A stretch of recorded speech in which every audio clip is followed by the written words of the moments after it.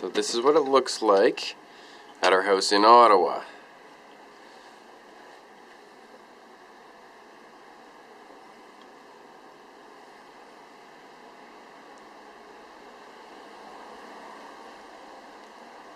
And this is what it looks like in Fort Pierce, Florida.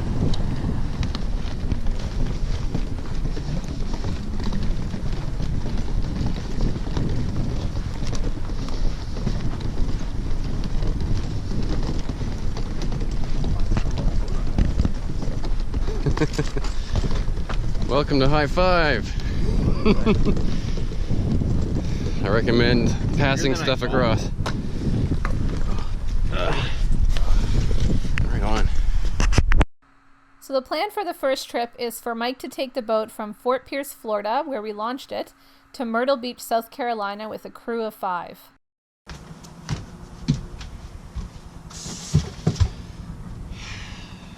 Well, back on board again. It's a pretty nice day here in Fort Pierce. So what happened is a whole bunch of stuff arrived. I got to the marina and there was pretty much a floor-to-ceiling pile of my stuff. So I've been unpacking and then unpacking and then unpacking and breaking down cardboard boxes and saying these a lot. So my kids like those a lot. So that's why they're still here. I haven't decided whether I should try to stow them somewhere just for when they get here. They'll have like a major popping party when it's time to actually go sailing for them. But anyway, I'm not sure if I'm gonna do that. I've only got 2 boxes left. I started with more than a little bit of a pile. So 2 boxes left and then just organizing things inside is the plan right now. Everyone else is out grocery shopping and picking up some beverages, and that was my wife texting me just now, I suspect. Alright, so that's that. It's pretty exciting stuff. What can I say? Woohoo! So Mike, while we watch you unpacking here on the boat, I'm going to ask you a few questions. Excellent. I can't wait. And this is your first day back on the High Five since you originally launched the boat a few weeks ago. Absolutely. And how? Very exciting. How did it feel? I was quite happy, apart from the enormous pile of boxes that I had to sort through that I had shipped to the marina. Yeah, you also brought a bunch of stuff that you prepared. I did. Yeah, I had an extensive list of supplies and things that I'd worked on for, I don't know how long, but weeks in advance.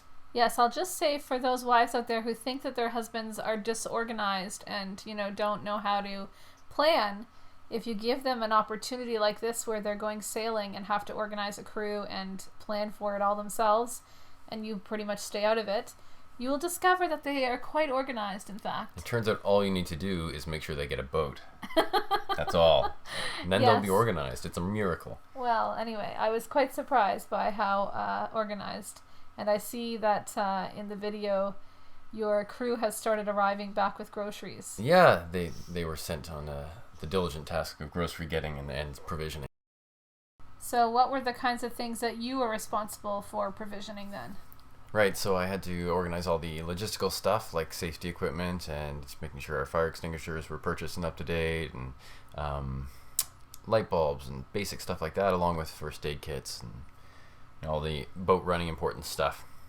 You had this giant checklist basically of all these things you were trying to either have shipped to our house to pack in your bag for carrying or for taking with you, and then also you had stuff shipped if it was from the US to the marina. Yeah, exactly. The bulk of things like tools and supplies I had shipped directly to the marina instead of having to try to carry it and ship it myself. So you felt pretty prepared for this trip? I felt exceptionally prepared for this trip. It was truly an exceptional experience. I just wrote down so many things, and it's the neatest list I ever made in my life. And I will go back to it for reference just to find out how to actually improve my penmanship in general. Yeah, I found the list while you were gone and thought, wow, look at this amazing work my husband did preparing for it. That's a lie. She didn't find it because I had it with me. Now, what about unpacking? Did that go well? Did you have a good team there helping you? Yeah, they were a good bunch. They did a good job. I can't imagine how and where they managed to stow everything, but they sure did. It all disappeared. Sounds good. So basically, you finished unpacking, and then the next morning, it was time to actually take the High Five away from the marina.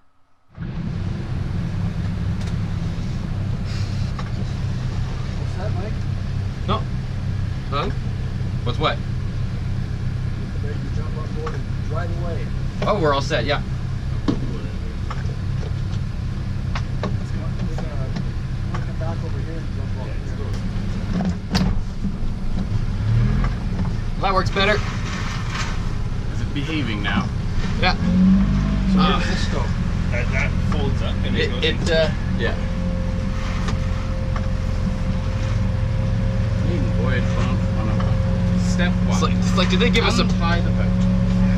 Yeah, did they give us a reverse propeller? Yeah. A reverse propeller. I like that. Well, they make them in left and right, eh? I think that's as far down as it goes. Yeah, that's as far as it goes. Like, can I drive? Yeah. Yeah. Yeah, right. Eh? No. Oh man. Where was this now? Inside? It sits right here. Oh, right there. Right. So, Mike, now that you've successfully pulled away from the dock, why don't you tell me who's on the boat with you? Okay, so right behind me in the red hat is Rory, an old friend of mine, and the guy who just put away the boat hook, that's Dan. The guy sitting in the middle at the back in the red shirt is Mike, and Christopher is somewhere probably lounging on the bow taking pictures of himself. And so I heard and saw that you had a bit of a false start getting away from the dock. Yeah, we neglected to keep all of that footage in. I'm not sure why, but anyway, yeah, so being a very careful and diligent individual, I had doubled all of my lines when I left the boat last time, and I managed to take all the lines off before we left, except the second stern line, which I just didn't notice was still there. So yeah, there was a little hold up at the dock on the way out. But now that you're underway and you are the captain of your ship, are you excited to get going? It is, yeah, it felt pretty good. Cool. Well, we will see where this journey takes us on the next episode, where we actually go through day one and see what kind of progress you make.